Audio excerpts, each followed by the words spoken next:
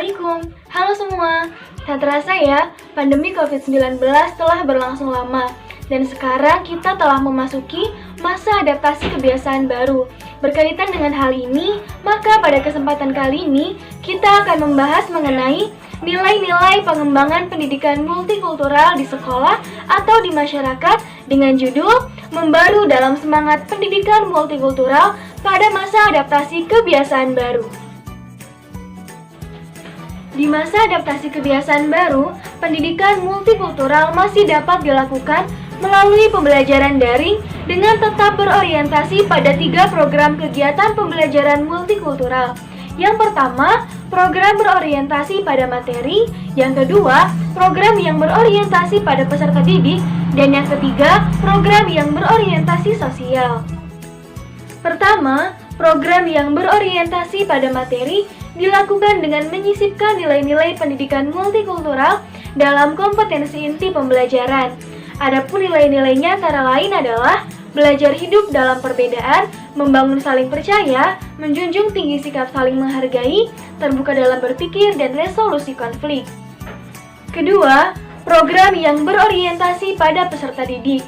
Program ini merupakan salah satu model pembelajaran inovatif abad 21 di mana pembelajaran konvensional yang berorientasi atau berpusat pada guru bergeser dengan pembelajaran berorientasi pada siswa. Yang ketiga, program yang berorientasi sosial.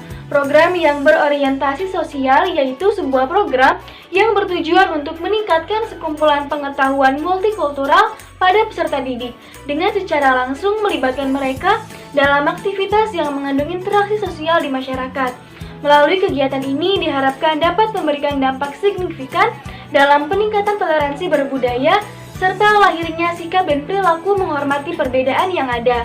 Selain itu, melalui kegiatan ini diharapkan tercipta hubungan kelompok antar etnik dan ras dalam program belajar bersama tanpa membeda-bedakan tiap individu. Program ini juga diharapkan dapat mengkonstruksi hubungan antara masyarakat dengan sekolah. Lalu, bagaimana perencanaan pembelajaran multikultural? Proses pengembangan perencanaan dan pelaksanaan pembelajaran pendidikan multikultural harus meliputi 3 dimensi, yaitu yang pertama sebagai ide, yang kedua sebagai gerakan, dan yang ketiga sebagai proses. Yang pertama sebagai ide. Perencanaan dan pelaksanaan pembelajaran harus tegas menyikapi bahwa siswa bukan belajar untuk kepentingan mata pelajaran, tetapi mata pelajaran adalah wahana untuk mengembangkan kepribadian siswa. Oleh karena itu, pendekatan bukan pada banyak materi yang harus dipelajari, tetapi bagaimana mempelajarinya.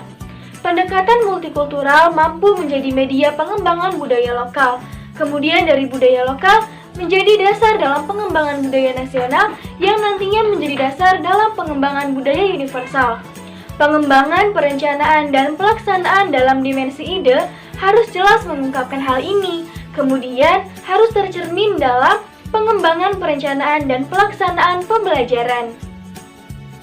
Yang kedua, sebagai gerakan. Pengembangan pendekatan multikultural sebagai gerakan menyangkut pengembangan pembelajaran berbasis budaya. Seluruh komponen sekolah harus berlandaskan budaya, seperti tujuan, konten, pengalaman belajar, dan evaluasi. Masyarakat sebagai sumber belajar harus dapat dimanfaatkan sebagai sumber konten perencanaan dan pelaksanaan pembelajaran. Selanjutnya, konten pembelajaran harus dapat mengembangkan kualitas kemanusiaan peserta didik. Dan yang ketiga, sebagai proses.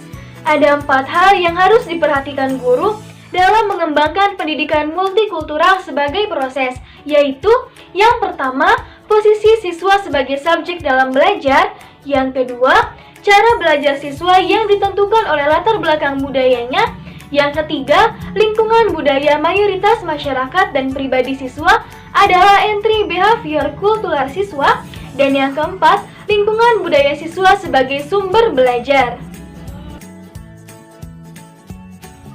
Wah, ternyata meskipun kita sedang berada di masa adaptasi baru, namun pendidikan multikultural tetap bisa dikembangkan melalui berbagai cara dan dengan memanfaatkan kecanggihan teknologi. Jadi, tidak ada alasan lagi untuk saling mendiskriminasi, dan pandemi bukan halangan untuk saling bertoleransi. Sekian dari saya, semoga bermanfaat dan sampai jumpa nanti.